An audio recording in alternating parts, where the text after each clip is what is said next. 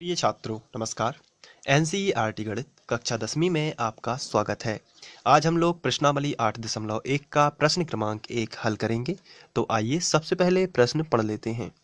इसमें दिया गया है त्रिभुज एबीसी में कोण भी समकोण है जिसमें AB बराबर 24 सेंटीमीटर तथा BC बराबर 7 सेंटीमीटर हो तो निम्न के मान ज्ञात कीजिए। तो सबसे पहले हम त्रिभुज एबीसी बनाएंगे जिसमें कोण भी समकोण रहेगा इस तरीके से। अब इसमें कोण भी हमने समकोण पर बनाया है। आप ए और सी कहीं भी बना सकते हैं, उसमें कोई प्रॉब्लम नहीं है। इसके बाद इन्होंने दिया है ए बी बराबर 24 सेंटीमीटर। तो आप देखिए यह ए बी आपका कहाँ पर है, यहाँ पर ए बी है, तो आप यहाँ पे लिखोगे 24 सेंटीमीटर। तो चलिए हम लिख देते हैं सबसे पहले यहाँ पे 24 सेंटीमीटर। और इसके बाद बी सी दिया गया है 7। ये देखिए ये है बी सी, तो यहाँ पे हमें दिया गया है 7 सेंटीमीटर। तो हमने 24 और 7 दोनों लिख लिया क्योंकि ए बी दिया गया था 24 आप देख सकते हैं, और बी सी दिया गया था 7, तो ये भी हमने लिख लिया। तो हमें निम्न के मान ज्ञात करने के लिए कहा गया है sign A cos A sign C cos सी। तो चलिए सबसे पहले हम थोड़ा लिख लेते हैं कि त्रिभुज एबीसी चित्रानुसार त्रिभुज एबीसी है, और ये चित्र जो है आप बगल से यहाँ पे बना के आएंगे एग्जाम में, और यहाँ पे लिखेंगे चित्रानुसार त्रिभुज एबीसी है जिसका कोण भी समकोण है, और जहाँ ए बी बराबर 24 सेंटीमीटर और बी सी बराबर 7 सेंटीमीटर है। तो ये सब मैं लिख लेता हूँ। तो ये आपको लिख लेना है। अब यहाँ पर जब भी आपको चित्र में दो भुजाएं दी हैं और तीसरी भुजा ज्ञात करनी है तो पाइथागोरस प्रमेय का आप इस्तेमाल करेंगे, और पाइथागोरस प्रमेय से तीसरी भुजा ज्ञात हो जाती है। तो जब भी किसी त्रिभुज में दो भुजाएं दी गई हों और तीसरी भुजा ज्ञात करनी हो, कोई भी दो भुजाएं दी गई हों और तीसरी भुजा ज्ञात करनी हो, तो हम पाइथागोरस जो प्रमेय है उसका इस्तेमाल करेंगे। तो चलिए हम यहाँ पर लिखते हैं त्रिभुज एबीसी में पाइथागोरस प्रमेय से। तो ये भाषा लिखने के बाद हम लिखेंगे त्रिभुज एबीसी में पाइथागोरस प्रमेय से।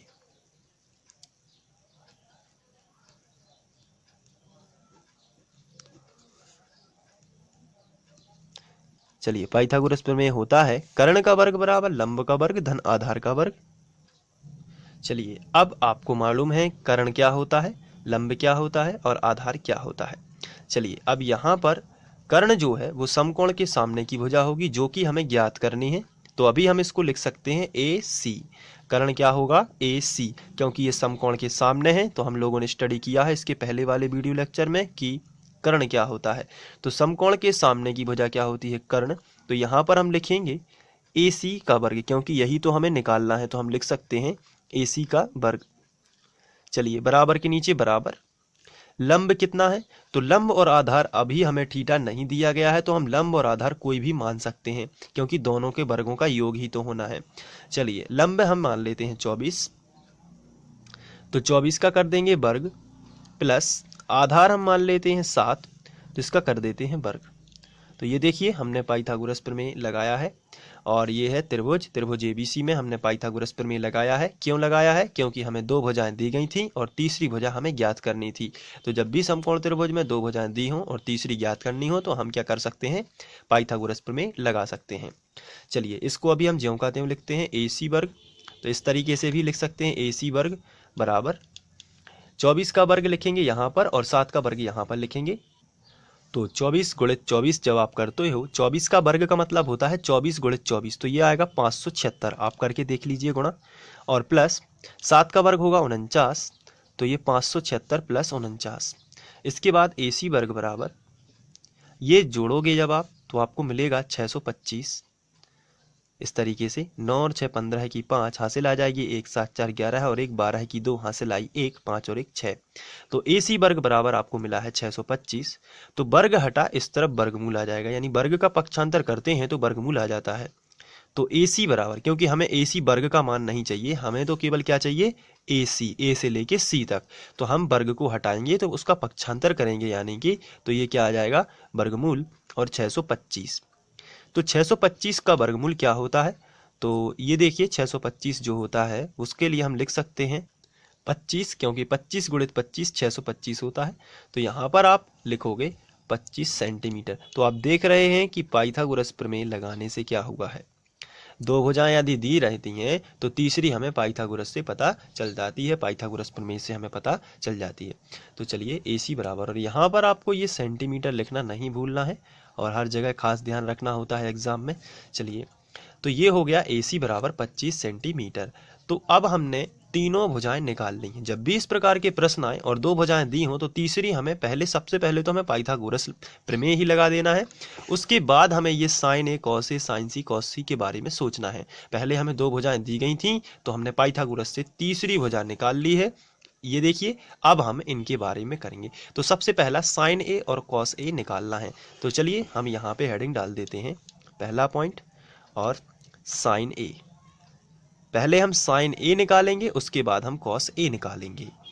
इसके लिए हम इस चित्र को देखेंगे और यहाँ पे देखेंगे, यहाँ पर लिखा है साइन A, इसका मतलब थीटा जो है उसकी जगह पर क्या लिखा है A। तो अब ये वाला यदि थीटा लेंगे, ये वाला मान कह रहा है साइन A कि थीटा क्या लेना है आपको A। तो देखिए ये है थीटा, तो इस हिसाब से अब आपको ध्यान रखना है, जब ये थीटा बनेगा तो ये क्या बन गया, लंब। थोड़ी देर के लिए ये क्या बन गया, लंब, और ये तो कर्ण है ही, तो ये क्या हो गया अपने आप, आधार। तो कर्ण तो नहीं बदलता है, लेकिन इस थीटा की जगह से यदि यहाँ पर C होता, यहाँ पर साइन C होता तो ये वाला बन जाता तुरंत थीटा, तो ये वाला जो है सामने वाला क्या बन जाता, लंब। लेकिन अभी फिलहाल साइन A लिखा है, इसका मतलब ये है कि A बना है थीटा, तो ये वाला क्या बन गया है इसके सामने का, ये बन गया है लंब। तो ये तो कर्ण निश्चित रहता है, तो जब ये लंब है तो ये अपने आप ही क्या बन गया है, आधार। तो समझना बिल्कुल ही सिंपल है। तो साइन A, अब हमें चूंकि साइन A निकालना है तो इसके लिए हमें साइन का सूत्र पता होना चाहिए कि लंब बटे आधार होता है, कि आधार बटे कर्ण होता है, कि क्या होता है, कि लंब बटे कर्ण होता है। तो इसके लिए हम ये फॉर्मूला रफ में एग्जाम में लिख लेंगे, LAL बटे KKA। इससे हमें पक्का पता चल जाता है कि हमें क्या निकालना है। यहाँ पे साइन A लिखा है, तो ये होता है पहला बॉक्स साइन का। मैंने आपको पहले वीडियो में बताया है कि साइन A का फॉर्मूला क्या होता है, लंब बटे कर्ण। लंब बटे कर्ण, इस चित्र में लंब क्या है, तो इस चित्र में लंब निर्धारित कौन करता है, आंसर है ये वाला थीटा। लंब निर्धारित कौन करता है, ये वाला थीटा। ये देखिए कहाँ पे, यहाँ पर लिखा है साइन A, इसका मतलब ये साइन कह रहा है कि थीटा आपको A लेना है। ये देखिए थीटा A लिया तो लंब अपने आप क्या हो गया, 7। तो यहाँ पे हम सबसे पहले लिखेंगे साइन का फॉर्मूला लंब बटे कर्ण। हिंदी में हमने सबसे पहले लिख लिया लंब बटे कर्ण।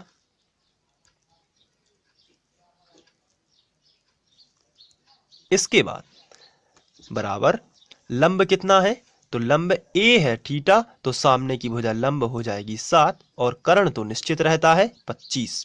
तो 7 बटे 25 ये हो गया साइन A का मान। लेकिन क्वेश्चन में साइन A के साथ साथ कॉस A भी पूछा गया है। तो चलिए हम यहाँ पे लिखेंगे तथा कॉस A। ये देखिए कॉस A, तो कॉस का फॉर्मूला क्या होता है, तो फिर से हमने एक बार यही वाला फॉर्मूला LAL बटे KK। ये साइन का बॉक्स होता है, ये कॉस का बॉक्स होता है, और ये टेन का होता है। तो कॉस कह रहा है आधार बटे कर्ण, तो यहाँ पे बताइए आधार क्या है, A के अनुसार। A के अनुसार थीटा ये है तो आधार तो ये हो जाएगा, क्योंकि कर्ण तो निश्चित रहता है।